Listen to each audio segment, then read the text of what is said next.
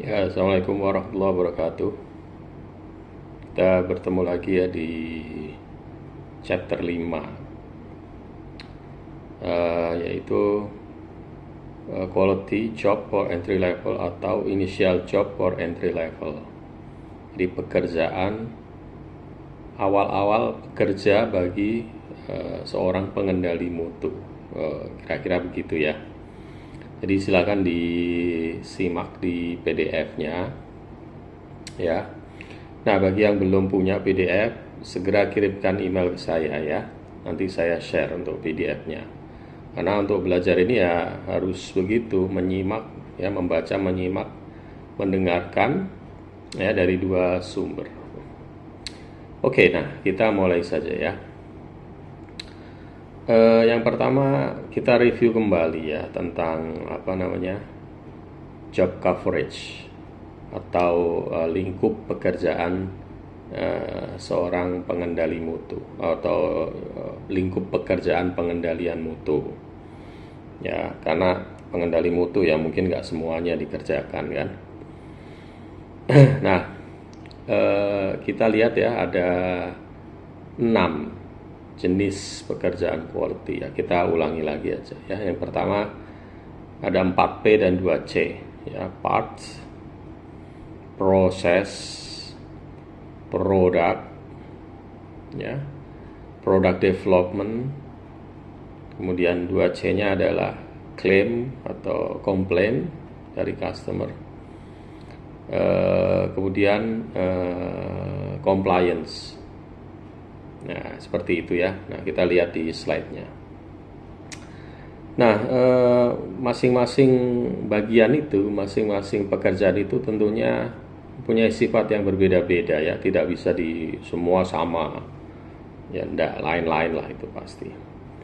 Nah, kita mulai ya dari parts. Parts itu ya sebutnya incoming atau supplier, yaitu bagian dari pekerjaan quality yang menjamin, memastikan bahwa mutu parts, material atau barang dari suppliernya itu memenuhi requirement, memenuhi kriteria yang diinginkan ya, sehingga bisa di judgement, oh lotnya oke ya, dan menjamin supaya tidak ada lolos ke next process. Nah, itu pekerjaannya seperti itu ya, tapi operasionalnya jelas lebih kompleks ya. Ya, jadi memang di incoming ini agak kompleks ya pekerjaannya, karena dia harus mengendalikan eksternal proses. Ingat ya, proses ada dua ya. Nah, dia mengendalikan hasil dari eksternal proses atau dari supplier. Nah, problemnya adalah apabila suppliernya itu jelas, kalau banyak bagaimana. Kemudian jenis suppliernya apa? Jenis produknya apa?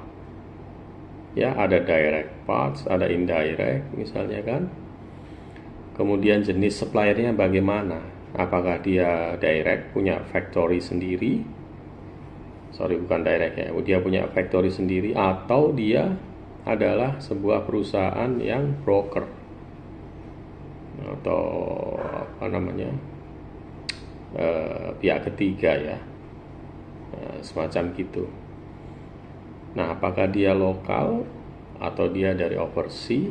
Nah, itu semuanya harus punya strategi yang berbeda-beda ya, tidak bisa disamaratakan, apalagi kalau kita mengandalkan sampling. Nah ya, jadi alat pengendalian mutunya di situ banyak ya, COE, sampling. COE juga lihat-lihat kondisi loh ya, tidak semuanya bisa ya. Kemudian ada CSL, ada third party, ada audit ya. Banyak seperti itu. Nah, kita skip dulu ya, kita masuk ke pengendalian proses. Nah, mengendalikan proses itu juga ada dua, pasif dan aktif. Aktif artinya apa? Ya, gemba. ke lapangan, lihat langsung, cek. Ya, itu yang harus dilakukan awal dan wajib pertama kali ya, Gemba dulu biar tahu nih, tahu di lapangan, tahu proses, ya, tahu operasionalnya, tahu kesehariannya, tahu problem-problem yang terjadi dan seterusnya. Nah, itu ya, proses yang pertama, aktif yang pertama. Yang kedua adalah pasif. Artinya apa pasif? Ya, itu adalah Anda mengendalikan via atau lewat data-data. Nah, tentunya data itu sudah Anda yakini kebenarannya. Anda yakin benar dari mana? Ya dari pertama tadi, aktif ke lapangan. Ya, datanya benar. Anda bisa kontrol situ lewat apa? Ya lewat control chart, lewat Q7 tool. Nah, itu seperti itu jalurnya ya. Bukan langsung tiba-tiba mengendalikan data. Lapangan nggak tahu kok mengendalikan data kan. Sulit nanti itunya. Nah, itu seperti itu ya. Nah, kemudian job coverage yang ketiga itu selain parts, proses adalah produk. Ya, jelas dia memastikan produk output ya, produk output yang dibuat itu sesuai requirement yang diinginkan. Apakah customernya B2C atau customernya end user, ya intinya sama. Requirement mereka bisa nggak terpenuhi oleh produk yang dihasilkan.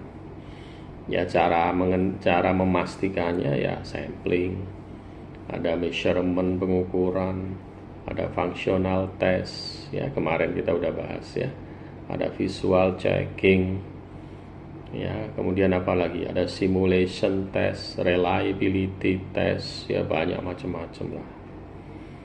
Ya tergantung model bisnisnya apa, produknya apa, kan gitu. Ya tidak bisa lagi-lagi nggak bisa disamaratakan ya. One size does not fit for all, pepatah bahasa Inggrisnya kayak gitu.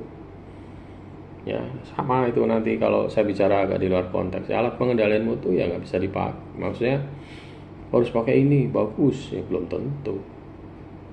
Ya lihat situasi dan kondisi. Artinya apa? Gemba lagi. Nah itu produk pengawasan atau penjaminan mutu atau pengendalian mutu produk seperti itu. Nah ya, jadi memastikan sesuai requirement. Yang kedua, memastikan tidak ada masalah masalah quality yang lolos ke customer. Oh gitu. Nah itu yang tiga ya. Yang keempat, product development. Oh jelas ya, ini jarang dibahas ya. Padahal ini masuk kategori pekerjaan quality juga ya. Kadang ada yang disebut R&D quality atau R&D QA atau R&D QC atau quality engineering atau apapun istilahnya ya. Ya beda perusahaan beda istilah. Ya kadang-kadang bikin bingung ya. Ya nggak ada standarisasi ya. Nanti saya kalau bicara jabatan pekerjaan quality juga begitu.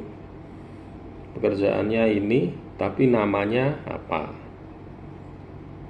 Sama-sama namanya apa, tapi pekerjaannya berbeda.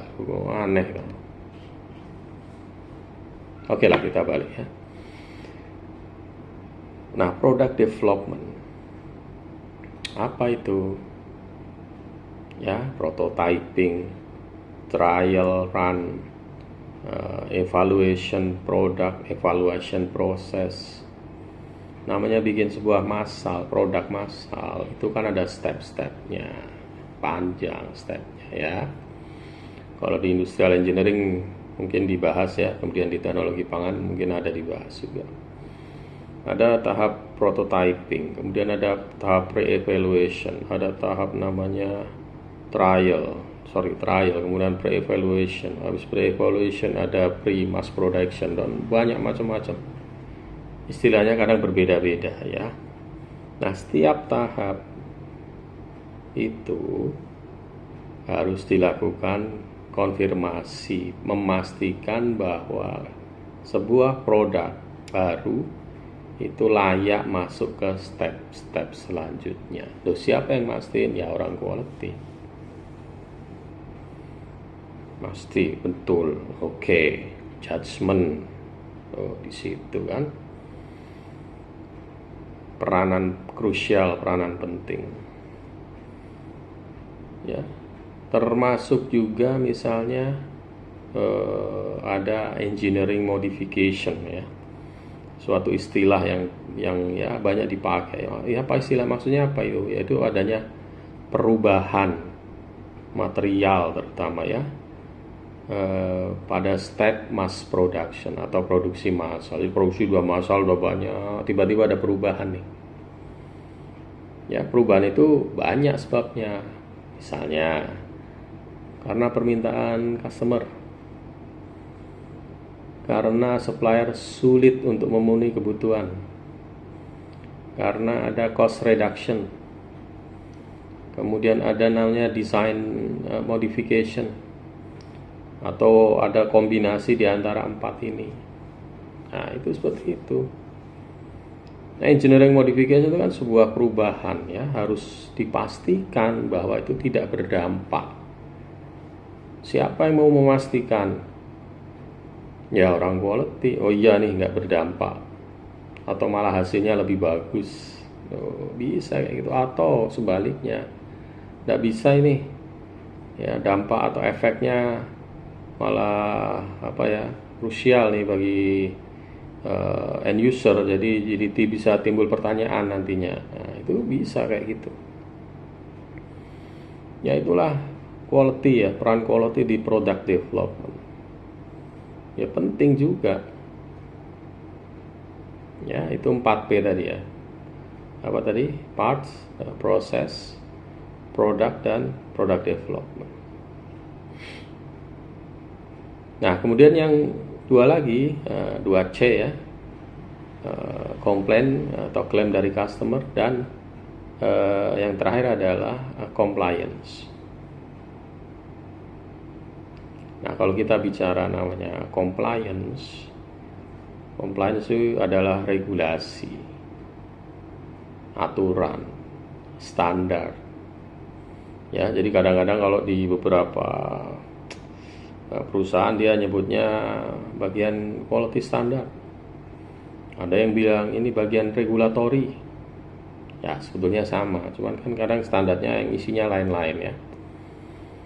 Itu khusus nangani masalah aturan-aturan, standar ya, pemenuhan compliance ya, comply terhadap sebuah aturan. Itu juga pekerjaan quality, nggak ada sangkut pautnya sama hitung-hitungan, nggak ada sangkut pautnya sama statistik, nggak ada sangkut sama data. Ya dia fokusnya di situ. Nah, misalnya jaminan halal, ya udah fokusnya di situ aja, pemenuhan klausul-klausulnya bener nggak, aturan yang baru apa, bagaimana kita bisa memenuhi aturan ini, bagaimana aplikasi di lapangan, itu kan gitu. Nggak ada Pareto, nggak ada itu di situ ya. Tidak harus ya, kerjaan quality nggak harus hitung-hitungan ya. Jadi kalau Anda lemah di statistik, ya masih ada peluang di situ. Oh, itu. Kemudian apa tadi? C yang selanjutnya adalah claim atau customer complaint ya. Jadi menangani adanya keluhan dari end user atau dari customer. Oh, gitu ya. Jadi ada komplain, entah ada B2B atau B2C-nya sama. Fokus pekerjaannya ya, Anda membuat ada komplain, Anda membuat perbaikan, penanggulangan, kemudian rencana perbaikan, apa yang mau diperbaiki ya, entah improve detection, entah apa, ganti apa. Nah, di sini beda juga karakter orang quality-nya ya, pintar atau pandai berkomunikasi ya, bahasa kerennya ya pinter ngeles lah, gitu ya. Kalau di otomotif bilangnya sastra mesin, Kalau di elektronik ya sastra elektronik loh gitu. Ya itu guyonan ya. Jadi itu 6 macam jenis pekerjaan atau job coverage. Ya, ada yang bersinggungan dengan data, ada yang tidak ada hubungan sama sekali dengan data. Ya, ada yang berhubungan hanya khusus tentang aturan-aturan, regulasi. Ya, ada yang khusus nangani produk jadi, lain-lain kayak gitu. Ya, jadi paling tidak sudah punya gambaran ya bagaimana pekerjaan-pekerjaan yang tercover di dunia quality control. Oke, kita lanjut dulu. Nah, sekarang kita masuk ke job level. Ya, Anda silakan buka ya. Ada tabel KKNI, Kerangka Kualifikasi Nasional Indonesia. Ya, jadi tabulasi ini dibuat oleh pemerintah. Ya, bukan saya yang bikin. Ya, jadi memadukan dua hal. Ya, pencapaian akademis dan pencapaian profesional ya. Silakan Anda bisa lihat di situ ya. Ya. Pencapaian akademis ya pendidikan formal. Ya, bukan non formal ya, formal. Nah, sisi profesional ya sisi orang bekerja kan gitu kan. Jadi ada 9 level ya menurut pemerintah. Nah, kita fokus saja ya. Kalau misalnya Anda lulusan diploma 3, ya sorry ya, saya perlu garis bawahi lagi ya. Bahwa pendidikan menurut KKNI sini itu ada pendidikan ala akademis dan ala vokasional. Sebenarnya ada 3, ada profesi ya. Ya, ada profesi, ada spesialis. Cuman kita tidak fokus di situ. Ya, jadi secara akademis ada S1, S2, S3. Secara vokasional terapan ada D1, D2, jenjangnya panjang banget. Ya, D1, D2, D3, D4, kemudian ada S2 terapan dan S3 terapan. S2 terapan aja masih sulit ya, di Indonesia belum banyak. Apalagi S3 terapan, makin susah nyari. Ya, barang langka. Ya, saya belum pernah nemu lah ya. S2 sih ada lah, cuman ya nggak banyak. Satu perguruan tinggi mungkin hanya satu prodi aja. Ya, sedemikian besarnya itu hanya satu. Padahal kalau di dunia kerja, ya yang disiapkan ya ilmu terapan itu, bukan ilmu akademis. Kan begitu teorinya. Bukan teori sih, memang seharusnya seperti itu. Ya, lulusan diploma itu udah siap bekerja. Kalau lulusan sarjana memang tidak disiapkan untuk bekerja. Ya, jadi kalau kalangan HR mencari ya memang harusnya seperti itu ya. Dicari lulusan siap kerja diploma, ya, bukan sarjana. Sarjana tidak disiapkan untuk bekerja, dia ilmunya untuk hal beda. Ya gitu loh. Ya, seharusnya. Ya, tapi realitanya ya kita tahu sama tahu lah. Nah, seperti itu ya. Jadi kalau di level sarjana atau D4 ya, S1 dan D4 itu sama. Yaitu level pekerjaan ada di level 6. Ya, silakan Anda lihat di situ. Sedangkan diploma 3 itu ada di level 5. Ya. Nah, bedanya apa level 5 dan 6 itu? Ya jelas lain. Nah, ya semakin tinggi semakin jenis pekerjaannya berbeda ya. Dari segi teknis, operasional, dan membicarakan manajerial strategi kan lain. Ya, dunia quality dan sama kayak kemarin, ada technical, ada operational, ada strategical. Itu kan beda. Ya kalau level D3, diploma 3 itu, di level 5 itu ya orang lapangan ya. Teknisi ya, bahasa Indonesianya. Ya, teknisi, analis, atau bilangnya staff, itu di level 5. Artinya apa ya? Dia malah terjun di lapangan ya, 80% waktunya lebih difokuskan di lapangan.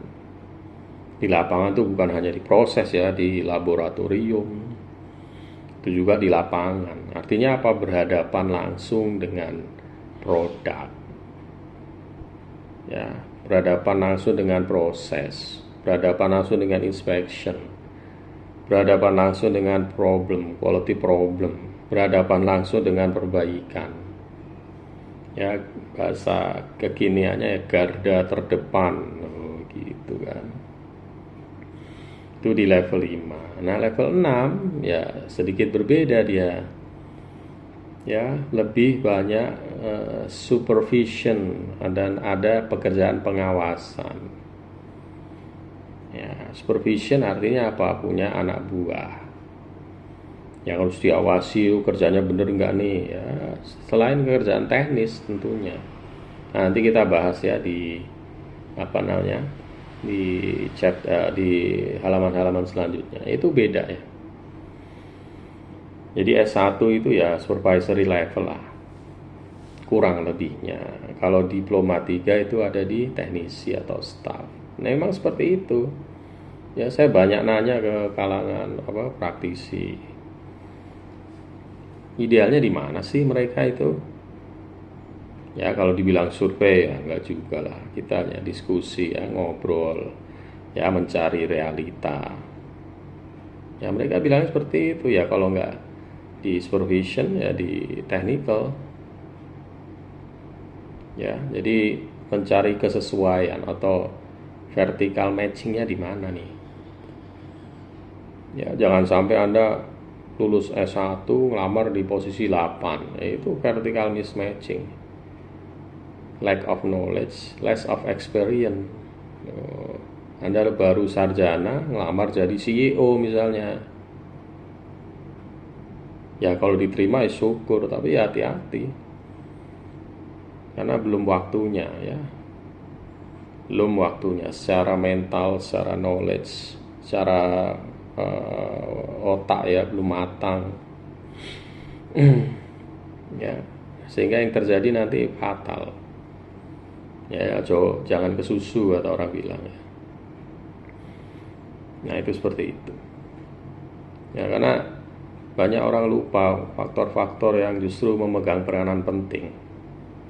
Ya, bukan hanya faktor pendidikan kan.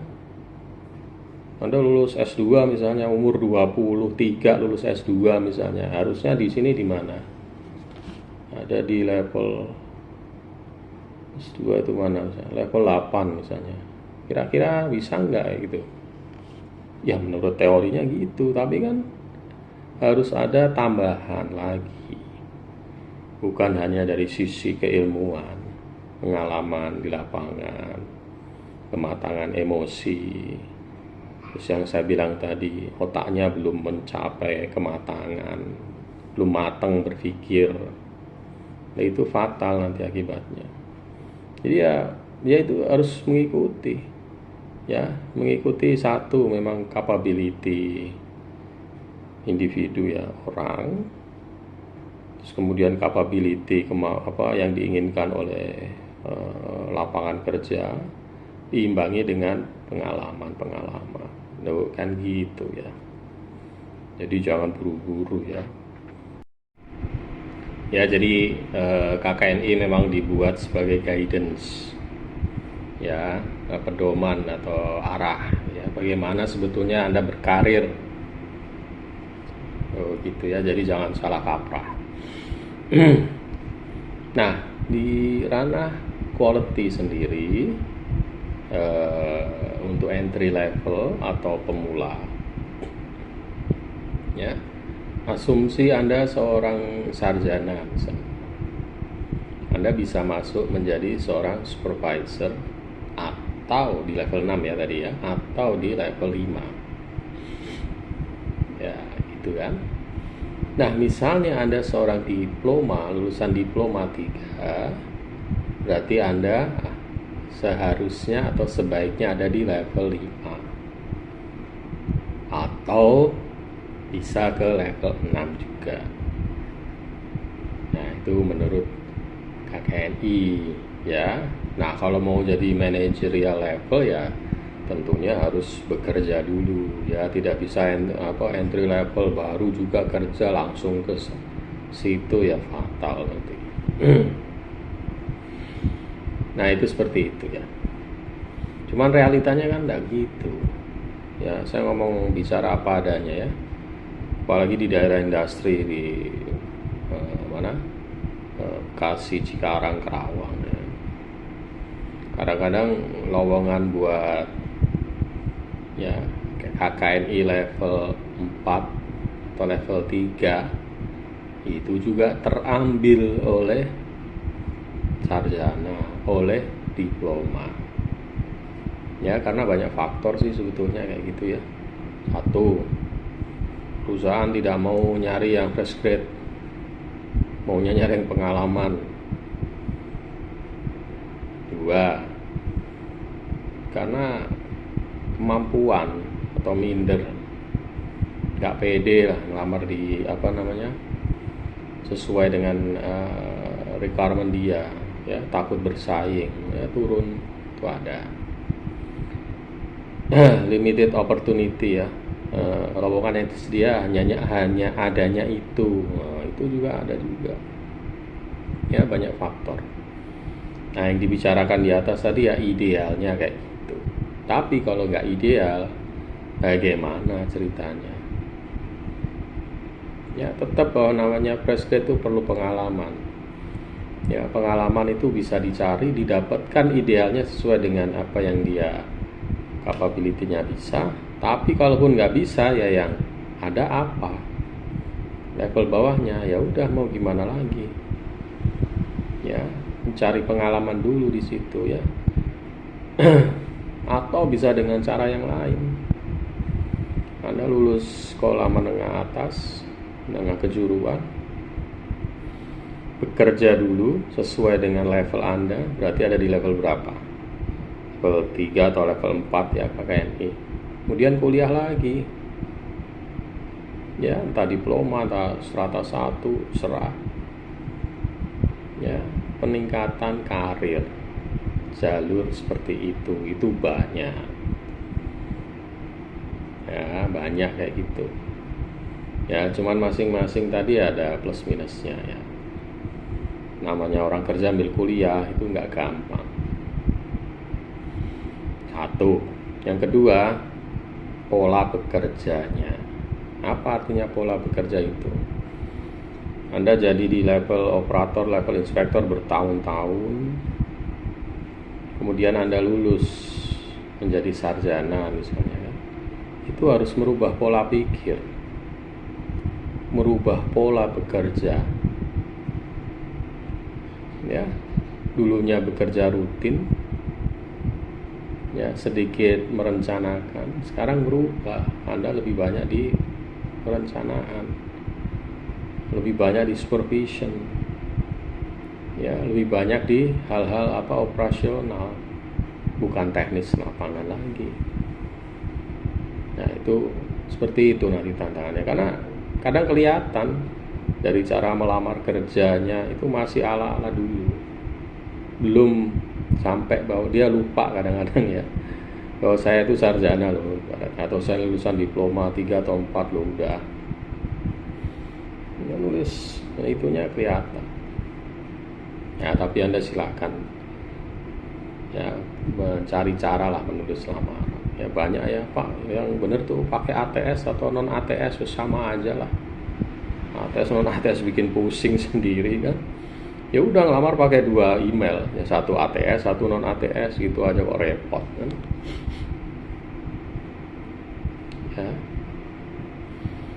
Nah, seperti itu ya.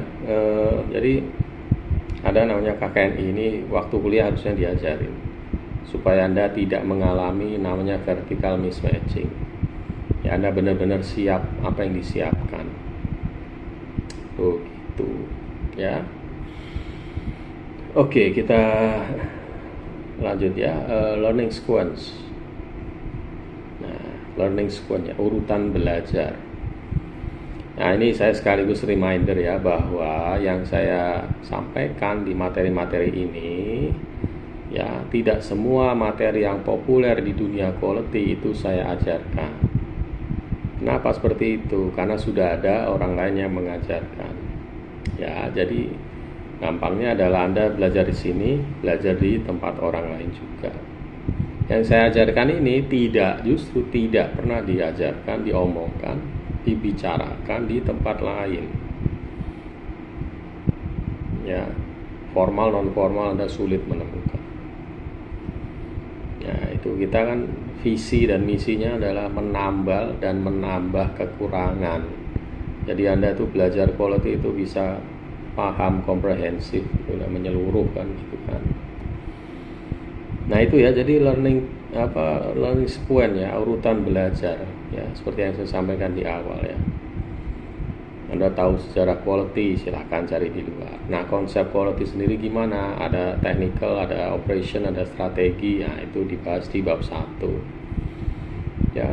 Kemudian belajar quality di bab 2 dan seterusnya. Ada visual management, ada prinsip, ada fondasi. Nah, itu saya pikir Anda sudah mulai tahu ya. Jadi jangan terburu-buru ya.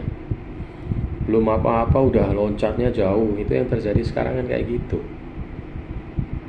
ya. Belum apa-apa udah udah bikin project ya, bagus.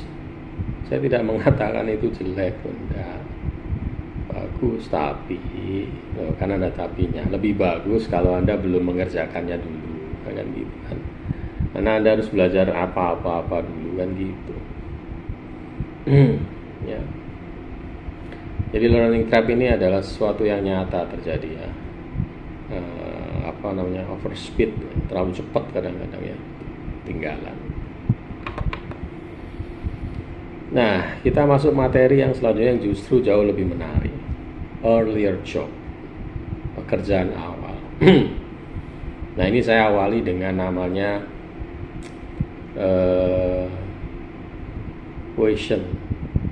interview question. Jadi pertanyaan yang sering muncul ya di interview pekerjaan tentang quality.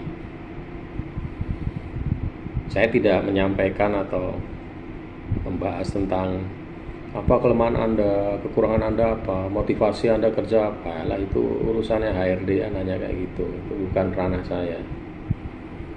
Ya. Anda silakan cari jawabannya sendiri ya gitu ya. Banyaklah template kayak gitu ya. Nah, yang saya utarakan di sini adalah pertanyaan yang sering muncul pada saat Anda melamar menjadi seorang quality. Ini saya dapatkan dari mana? Satu, saya dapatkan dari para pelamar itu sendiri.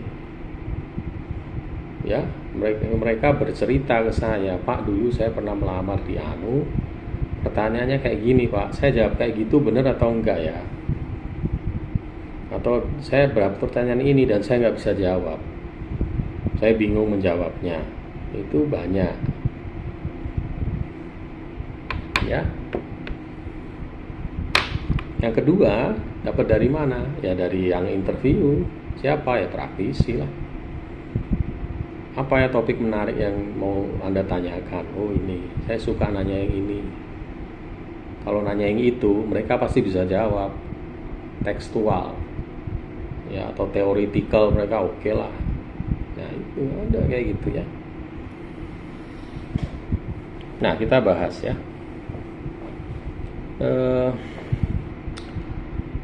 Apabila terjadi proses failure, apa tindakan Anda sebagai seorang engineer quality? Pertanyaan-pertanyaan ini nanti ada jawabannya di bab technical action. Saya ulang ya. Di bab tentang technical action, semua ada jawabannya.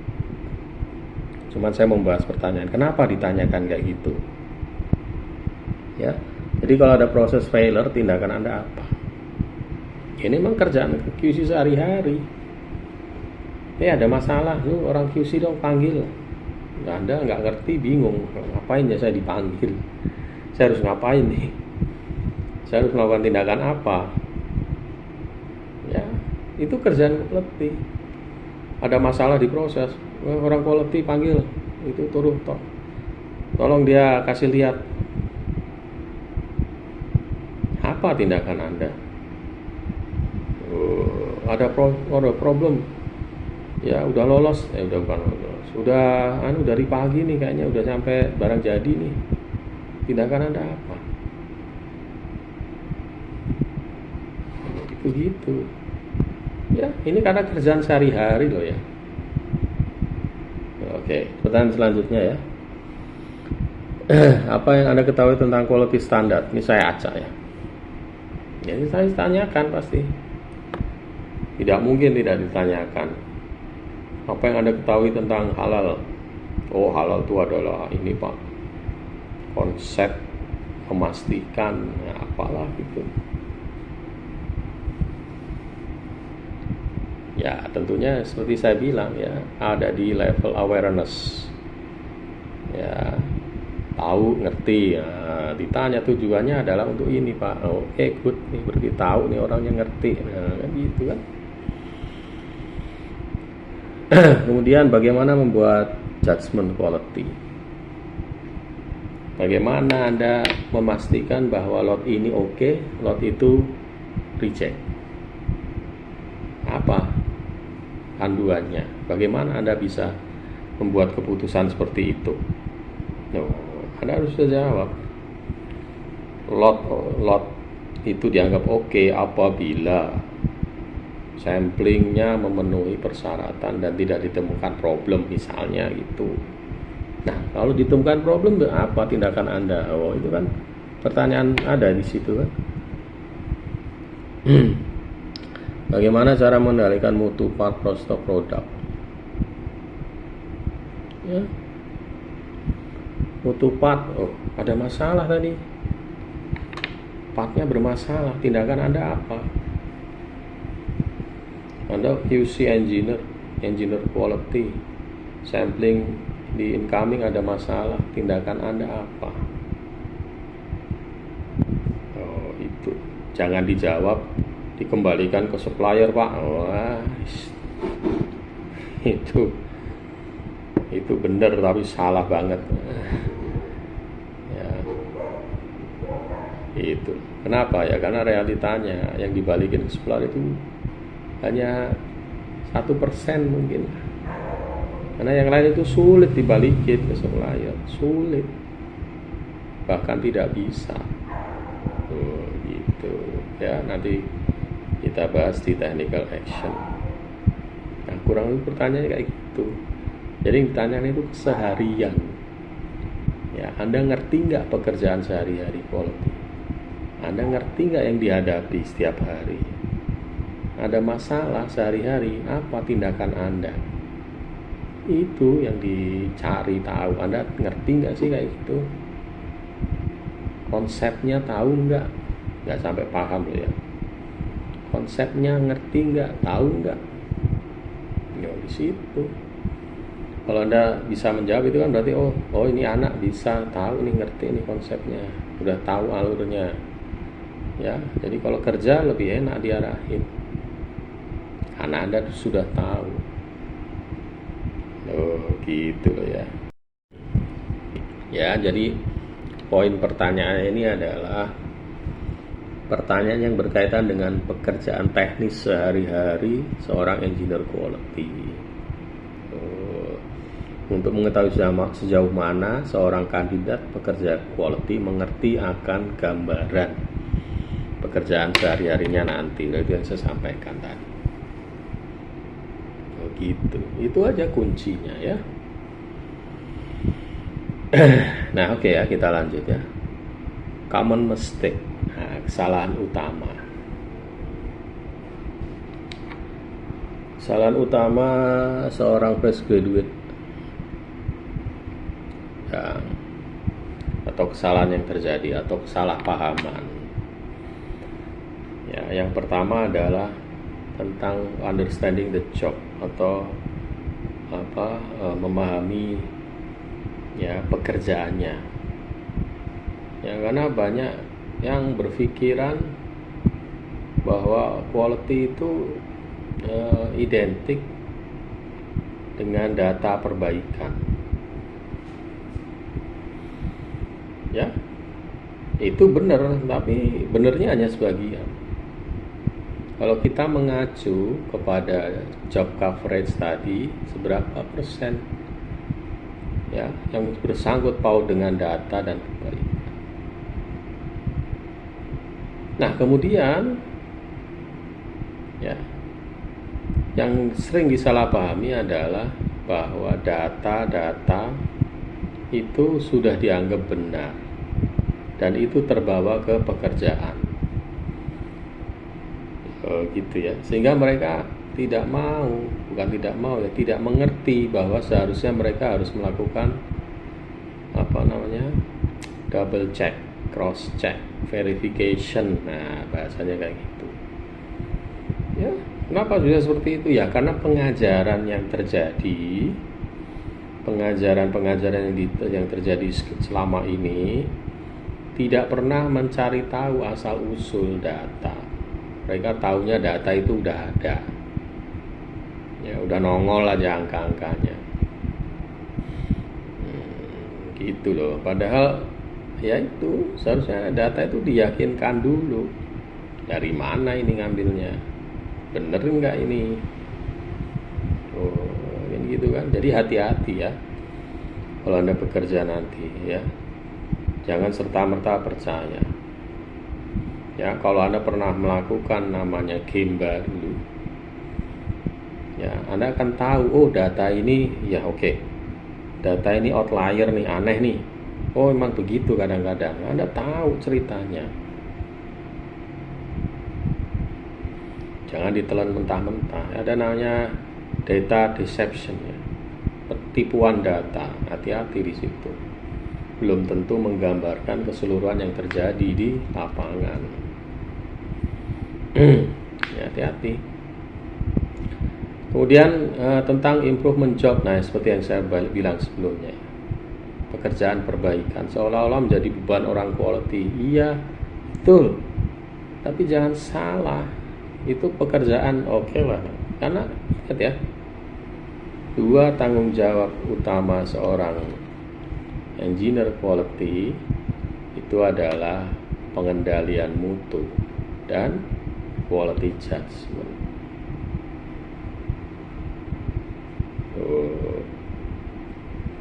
Sebentar ya. Jadi tidak ada improvement job. Kenapa? Ya semua orang bisa melakukan kok. Oh gitu lah ya. Semua orang bisa, tidak harus orang quality. Kan begitu. Ya. Nah, kemudian kita lanjut dulu ya. Proses di awal bekerja bagi seorang entry level.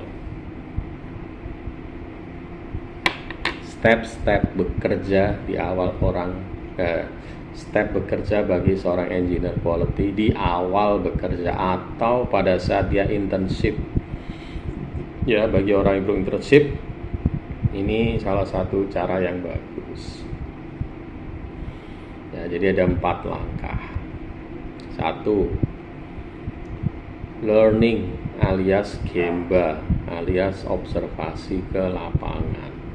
Apa itu proses knowledge dan product knowledge? Prinsip pengendalian mutu pertama, wajib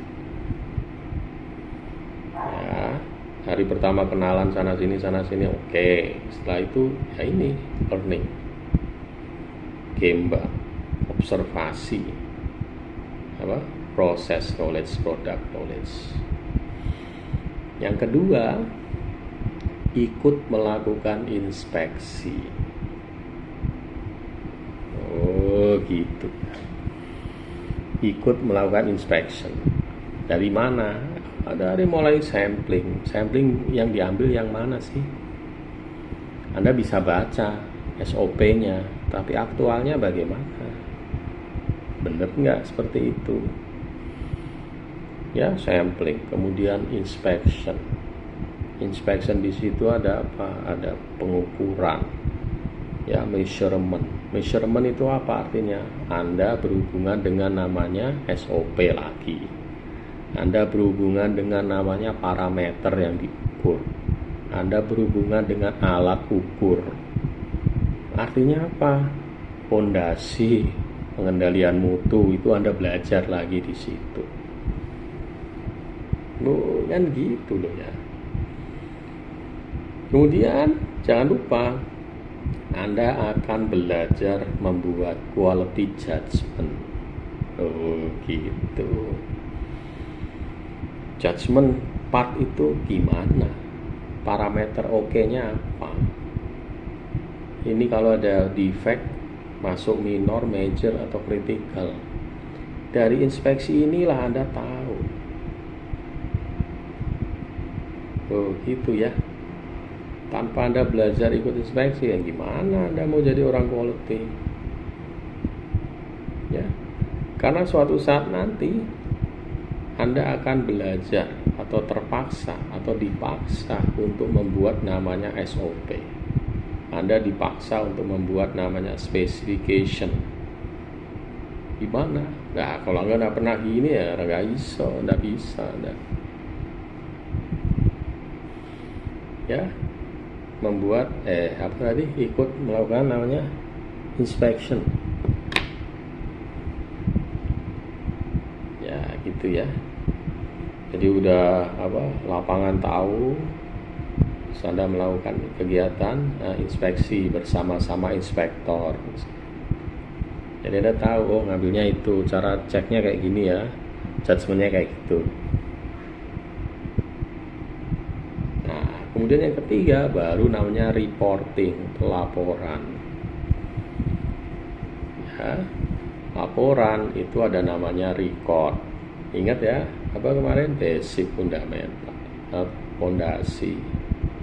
Fondasi itu apa? Ada salah satunya adalah ISO 9001 tentang dokumen level 2, level 3, level 4. Ada SOP, working instruction, ada record. Udah semuanya termasuk di sini. Kalau udah pernah belajar ini, masuk situ cepet. Semua tadi fondasi, prinsip pengendalian mutu, gembar masuk sini. Kayak itu loh hubungannya. Ya, jangan tiba-tiba data ini nanti dulu. Anda belum tahu lapangan, belum tahu judgement produk, judgement proses, bagaimana mungkin. Ya, nah yang keempat adalah belajar tentang historical data. Historical data, belajar sejarah. Sejarah itu refleksi masa depan yang terjadi di masa lalu. Gitu ya, itu kata-kata saya. Historical reoccurrence, jadi sejarah itu berulang. Ya, history repeat itself. Wah, macam-macam istilahnya. Artinya sama kok. Ya, pernah kejadian suatu saat ini akan terjadi lagi. Quality problem ya sama. Dulu pernah quality ada masalah, sudah diperbaiki, sudah ada root cause analysis, sudah ada permanent countermeasure, masih muncul lagi. Itu memang selalu begitu. Artinya apa di sini? Maksudnya kenapa harus belajar sejarah? Kalau misalnya suatu saat Anda bertemu quality problem, normalnya akan diajari begini. Cari root cause analysis, ini. Cari tahu ini. Nah, itu kan normalnya begitu kan. Tapi kan enggak, kita pakai jalur praktis, ala praktisi.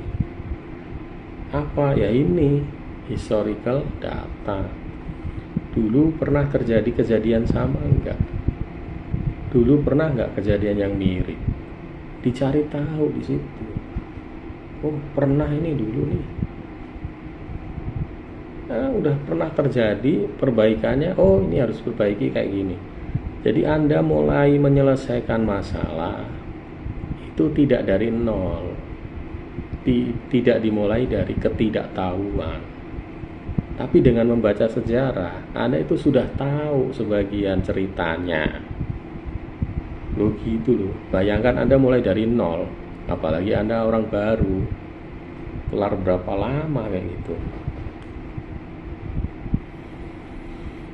Nah itu loh pentingnya historical. Historical itu penting karena ada record ya. Nah, record itu harus bisa di traceability, ditelusuri. Nah itu lagi ISO lagi ya. ISO 9001 itu loh belajar pentingnya ISO. Urut-urutannya kayak gitu. Jadi bener loh historical ini penting. Historical itu apa sih? Ada feedback, information, ada countermeasure report, ya, ada problem report, ada misalnya AT report, A3 report, ada DMAIC report, ada QCC, apapun itu. Ada PDCA report, silahkanlah namanya. Tapi intinya sama. Catatan-catatan masa lalu tentang adanya problem quality yang sudah pernah terjadi. Loh itu loh dikasih tahu caranya bekerja dengan efektif. Ya, belajar dengan lebih cepat. Ya, sehingga kalau ada masalah Anda itu tidak harus mulai dari nol. Tengok dulu lah, itu namanya historical problem. Loh gitu kan, Anda nggak pernah diajari kayak gini kan. Ya itu ya, jadi poin-poin penting ya. Jadi Anda kerja itu minimum setelah mendengarkan saya itu ada guidance ya. Oh, saya harus ngapain ya, saya harus ini, saya harus itu ya. Jangan meraba-raba dalam kegelapan. Ya oke ya, jadi video untuk channel 5 itu kita bagi dua ya. Ini yang pertama ya. Nah nanti kita sambung ke video kedua. Ini karena materinya lumayan panjang juga ya. Jadi kita separate, pisahkan jadi dua sesi. Ya oke, saya cukupkan sekian dulu ya. Kita ketemu di sesi selanjutnya, yaitu learning relationship. Jadi hubungan-hubungan mata kuliah di dunia kerja itu apa, terutama di quality. Oke. Kita ketemu di next chapter ya. Terima kasih.